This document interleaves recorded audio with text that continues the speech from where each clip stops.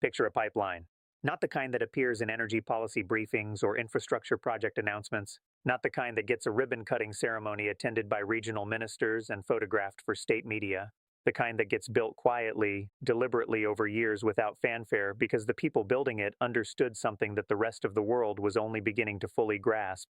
The Strait of Hormuz was always going to be a trap. Not eventually.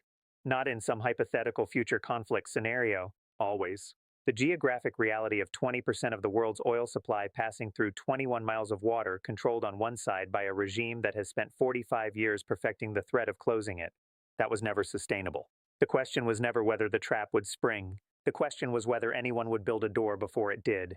Someone built the door. 1,300 kilometers of pipeline from the oil fields of Iraq, the second largest proven oil reserves in OPEC, running west through the Saudi Arabian desert, past Riyadh, past the Hijaz Mountains to the Red Sea coast. Not a new idea. An idea that has existed in various forms in Gulf infrastructure planning for decades. An idea that kept getting deferred because it was expensive, because it was complicated, because the political alignment required to make it happen kept falling apart. And then Iran crossed enough lines that the political alignment snapped into place, and the pipeline that was always theoretically possible became operationally real. This is the infrastructure story that the conflict story has been obscuring. While the world watched carrier groups and fast boats and missile strikes and tunnel collapses, someone was building the bypass. And this morning, the first oil from Iraqi fields that would normally transit the Strait of Hormuz flowed through a different route entirely. The Hormuz trap just lost its teeth. Here's what was built. Here's how it works. Here's what it means for Iran's most powerful strategic weapon. And here's why the world that exists after this pipeline is fundamentally different from the world that existed before it. Stay with me. Begin with why the trap worked so well for so long. Because grasping the trap is what gives the bypass its weight. The geometry of the Strait of Hormuz has been Iran's strategic gift since 1979. The Shah's Iran controlled the northern shore but had no intention of holding global oil hostage. Post-revolutionary Iran inherited that same coastline and immediately recognized what the leverage meant. Every American president since Jimmy Carter has had to weigh the strait into every Iran-related decision. The arithmetic runs like this. Strike Iran's nuclear program and Iran shuts the strait.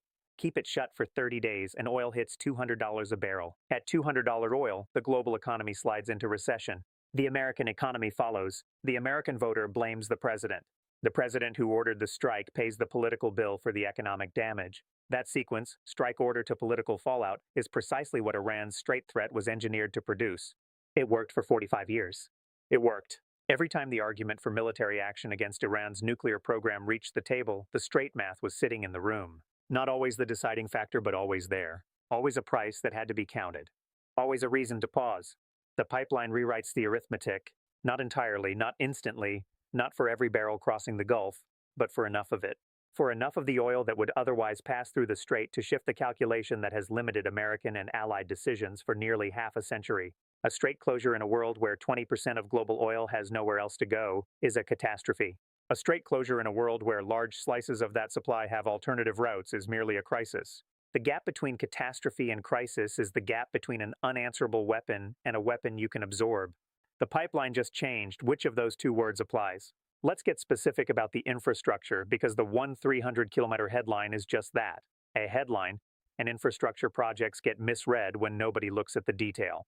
The pipeline that carried its first operational flow this morning isn't one fresh pour of concrete and steel. It's the activation and integration of multiple existing and newly built segments that together stitch a continuous flow path from Iraqi oil fields all the way to the Red Sea coast. Segment 1 is the existing Iraqi pipeline network in Basra province. Iraq already has substantial pipeline capacity tying its southern oil fields, the supergiant Rumaila field, the West Kurna complex, the Zubair field, to export terminals on the Gulf. The catch has always been that all those terminals sit north of the strait, inside the trap.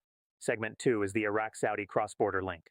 This is the new build that turns the bypass from theory into hardware, a pipeline crossing from Iraq's western desert through the Saudi border into the Saudi network. The political prerequisite for that crossing took years to assemble.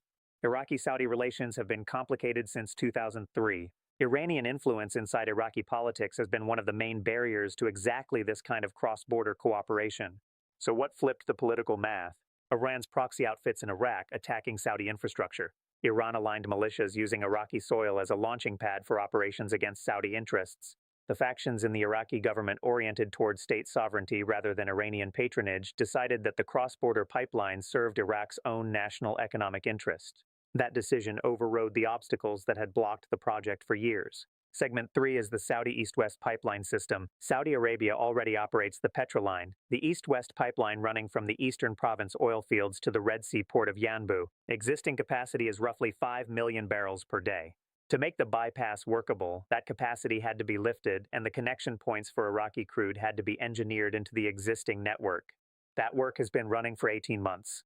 It's done.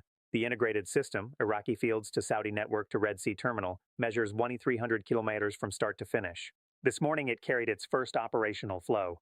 Now the numbers that count: the Strait of Hormuz moves between 17 and 21 million barrels of oil a day.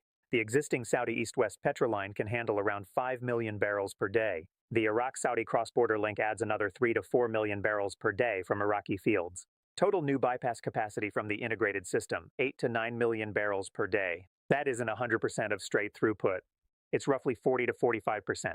40 to 45% of the oil currently passing through the Strait now has an alternate route that doesn't touch the Strait at all. Apply that to the closure scenario that has anchored Iran's leverage. Iran shuts the Strait. Disruption in the old world, 17 to 21 million barrels per day, no alternative, oil to $200, global recession, American president pays the political bill. In the new world, 17 to 21 million barrels per day threatened, 8 to 9 million per day rerouted through the alternative path. Net disruption, 8 to 12 million barrels per day. 8 to 12 million barrels per day net is still a serious economic event. Oil still spikes hard, but it doesn't spike the same way. The size of the shock is different. The time before markets adjust is shorter. The political cost for whoever ordered the action against Iran is lower. The calculation that has constrained American decision-making for 45 years has just shifted. Not erased. Shifted. And in strategic decision-making, the gap between a year of $200 oil and 6 months of $140 oil is the gap between politically impossible and politically survivable. The bypass has just made military options against Iran politically more survivable. Here's the story behind the infrastructure story. Because the pipeline didn't move through normal channels. It didn't grow out of a multi-year tender, an environmental impact review, and a regional infrastructure development fund.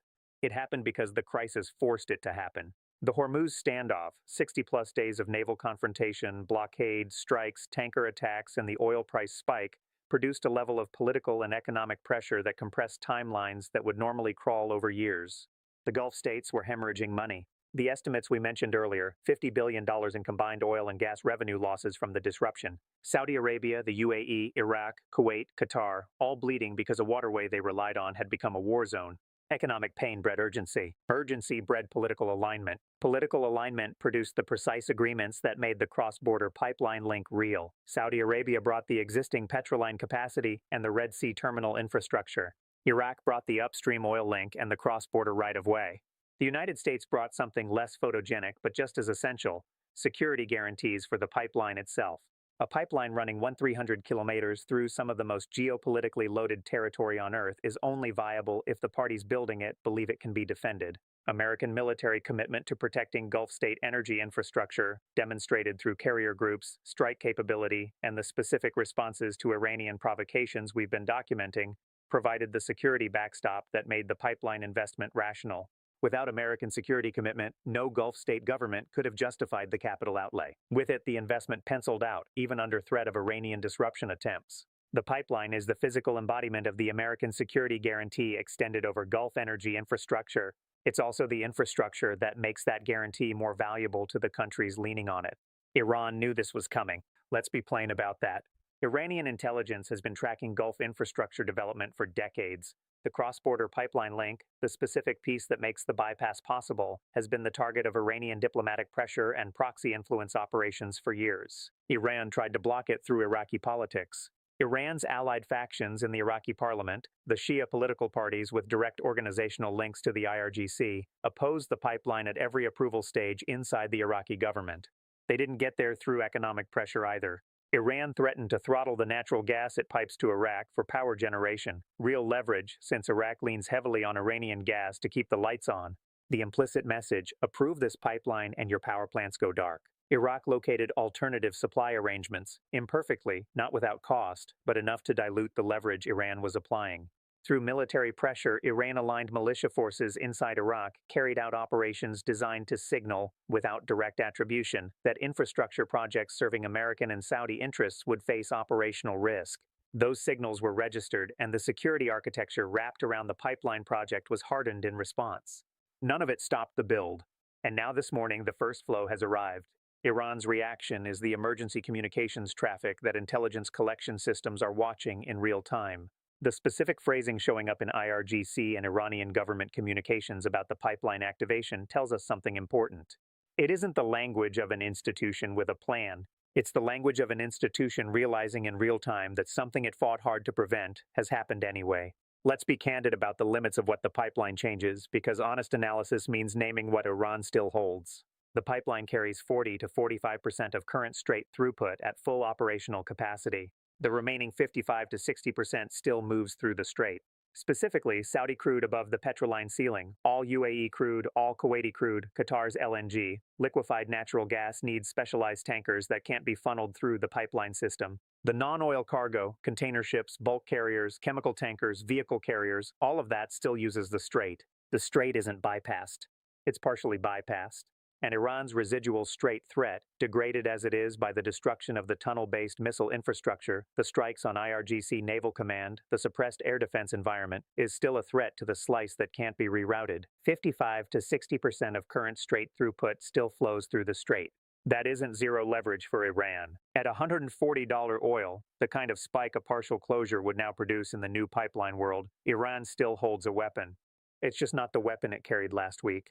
Last week, close the Strait, disrupt 100% of throughput, oil to $200, global recession, American president politically destroyed. This week, close the Strait, disrupt 55 to 60% of throughput, oil to 140, serious economic shock, American president under political strain but not politically destroyed.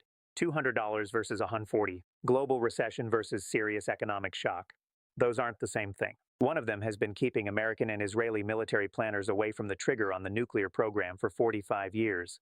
The other one might not. Here's the piece that makes the bypass more comprehensive than the Iraq-Saudi pipeline alone. The UAE's existing bypass infrastructure has just become significantly more relevant. The Abu Dhabi crude oil pipeline, ADCOP, runs from Abu Dhabi's oil fields to the port of Fujairah on the Gulf of Oman, south of the Strait. Capacity around 1.5 million barrels per day. That pipeline has existed since 2012, built specifically with the Hormuz bypass logic in mind. In the current environment, Iraq-Saudi pipeline operational, Strait threat profile elevated, the UAE has announced expanded utilization of ADCOP, maximizing throughput, expanding the Fujairah terminal infrastructure, accelerating the Fujairah storage build-out that lets oil be held and released to the market without Strait transit. The Fujairah hub is becoming what it was always quietly positioned to become, the alternative terminal for Gulf oil that doesn't have to travel through the Strait. Add Fujairah's expanded capacity to the Iraq-Saudi pipeline and the figure pushes toward 10 million barrels per day of bypass capability. 10 million barrels per day out of 17 to 21 million, almost 50% alternative routing. And then there's Oman. Oman holds the southern shore of the Strait, not the northern side, that's Iran. The southern side, Oman has been the diplomatic backchannel between Washington and Tehran throughout this confrontation, the intermediary whose relationships with both sides have kept communication open when direct contact wasn't on the table. Oman is also quietly developing its own port and pipeline infrastructure on the Gulf of Oman coast, infrastructure that doesn't depend on Strait access, infrastructure that can serve as another transit point for oil needing to go around the Strait. The bypass architecture is wider than the single headline pipeline suggests. Here's what global energy markets did when the pipeline activation broke. Before the activation, oil had been trading at elevated levels reflecting the Strait disruption risk and the ongoing confrontation, a range of $199 to $147 depending on the day's specifics. When the activation was confirmed, when the first flow data hit trading desks, oil moved down $17 per barrel inside 4 hours. Not because the Strait threat vanished, but because the market repriced the worst-case scenario. Worst case before the pipeline, Strait closes, 100% of throughput disrupted, oil to $200 or beyond. Worst case after the pipeline, Strait closes, 50 to 55% of throughput disrupted, bypass carries the rest, oil to $150 in the worst case. The gap between $200 and $150 is the pipeline's economic value. The $17 per barrel down move on the activation news tells you the market priced roughly $17 of that gap into the existing price right away. More will follow as the pipeline proves operational reliability. As the bypass infrastructure shows, it can sustain flow under the operational conditions of the current confrontation. Every day the pipeline runs without disruption, the risk premium compresses a little. Every barrel that reaches the Red Sea terminal through the bypass instead of the Strait shaves a sliver of leverage from Iran's hold over the global economy. The leverage decline is gradual, cumulative, not dramatic on any single day. But the direction is clear. And in financial markets, direction matters as much as magnitude. The direction is toward an energy market less hostage to Iranian decisions than it has been for 50 years. Here's the piece that travels beyond energy economics. The pipeline isn't only infrastructure, it's a geopolitical statement. Iraq built a pipeline that bypasses Iranian leverage. That sentence would have sounded implausible 2 years ago.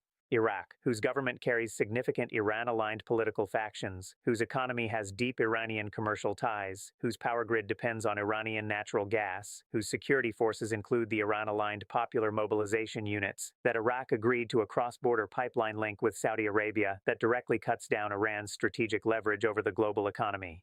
The weight of this can't be overstated. Iran has spent 20 years pulling Iraq deeper into its orbit, economically dependent, politically aligned, strategically useful as a buffer and a platform for Iranian power projection westward. Iraq's choice to build this pipeline is a rejection of that project. Not a total rejection. Iraq still carries deep Iranian ties that won't evaporate, but a specific, concrete, economically meaningful rejection of the part of Iranian influence that most directly serves Iran's strategic interests. Iraqi territory as the location from which Iranian leverage over regional energy flows is sustained. The pipeline says Iraq's economic interests are served by reducing Hormuz dependency. Iran's strategic interests are served by maintaining it. Iraq picked its own economic interests. That's a geopolitical shift, and it's a shift other countries inside the Iranian orbit, countries where Iranian influence is now competing with their own economic interests, are watching. The message the pipeline broadcasts isn't only about oil. It's about whether Iran's strategic project of regional hegemony, built on economic dependency and proxy control, is actually working. This morning's pipeline activation says it isn't working well enough to stop countries from constructing alternative routes. Here's the operational question the pipeline raises. What does Iran do with the Strait now? The Strait is less valuable as a leverage tool. Still valuable? Yes, but less valuable. Iran can still close it, or threaten to close it. The capacity to harass Strait traffic has been degraded, but not erased. The mobile missile systems, the fast boats, the mine capability, all reduced, all exposed, but all present. But closing the Strait with 50% bypass capacity online produces different consequences than closing it without that bypass capacity. The economic shock is smaller. The political price for Iran's adversaries to respond is lower. The justification for full-spectrum military action is more accessible. Iran's calculation about whether to close the Strait has changed. In the old world, close the Strait, impose catastrophic economic cost on adversaries, they back off or pay politically. In the new world, close the Strait, impose serious but manageable economic cost on adversaries, they respond militarily at lower political cost. Iran's remaining naval infrastructure absorbs more damage. The cost-benefit ledger of Strait closure has tilted against Iran. That doesn't mean Iran won't try to disrupt the Strait. Desperation generates decisions, cost-benefit analysis doesn't endorse. But it does mean Iran's rational calculation, the specific strategic logic that has made Strait closure such a durable leverage tool, no longer points to the same conclusions. And Iran's leadership, whatever its public posture, understands strategic logic. The pipeline is telling them something no American ultimatum, no carrier group, no strike package has communicated as cleanly. The world is engineering around you. Not just resisting your leverage, building alternatives to it, sinking billions of dollars into the precise infrastructure that makes your leverage tool less valuable. That's a different sort of pressure than military force. Military force can be resisted, endured, outlasted. You can't resist infrastructure. You can't outlast an alternative route. You can't survive being bypassed by the very thing you've been using to control people. Here's what comes after the first flow. Because the 300-kilometer pipeline isn't the end of the bypass project. It's the beginning. Phase 2, capacity expansion. The current Iraq-Saudi link runs at 3 to 4 million barrels per day. Engineering reviews suggest expansion to 6 to 8 million barrels per day is achievable inside 18 months, with construction already underway. Combined with expanded Saudi Petroline capacity and UAE ADCOP maximization, total bypass capacity could reach 12 to 15 million barrels per day inside 2 years. 12 to 15 million barrels per day out of the 17 to 21 million currently moving through the Strait. At that capacity level, a Strait closure produces a net disruption of 2 to 9 million barrels per day depending on operating conditions. 2 to 9 million barrels per day is a manageable supply disruption. Significant, painful, not catastrophic. At that capacity level, the Hormuz trap is effectively neutralized. Phase 3, LNG alternatives. Qatar's LNG, the one major Gulf energy export the pipeline system can't currently absorb, has its own bypass development underway. Qatar has been investing in expanded LNG production capacity at facilities outside the Strait exposure zone, developing alternative shipping routes that use longer but Strait-independent transit paths, and exploring pipeline links that would let Qatari gas reach export terminals via Turkey or Saudi Arabia without Strait transit. None of these are short-term fixes.